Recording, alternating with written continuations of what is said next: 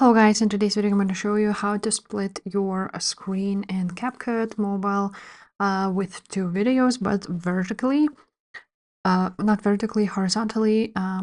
So first of all, you want to create a new project and import your videos.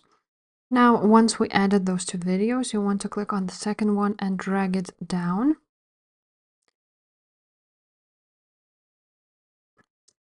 And to do this, you need to just click on this video and find the overlay option.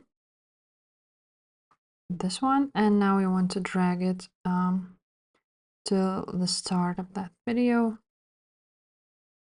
just like so. And I will make this first video shorter so it would match the other one,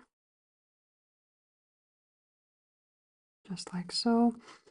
Now what we want to do is actually create a blend. So just find a blend here, just choose opacity and make it like so, so you would see what you're doing. And now you want to, when you selected the second one, you want to drag it wherever you like. So if it is a horizontal split, it would be something like so. So maybe let's make it like this. And now once you choose the other one, you again can drag it like so. And now you want to go ahead here to the opacity again and make it to 100. And like so, you just made a horizontal split.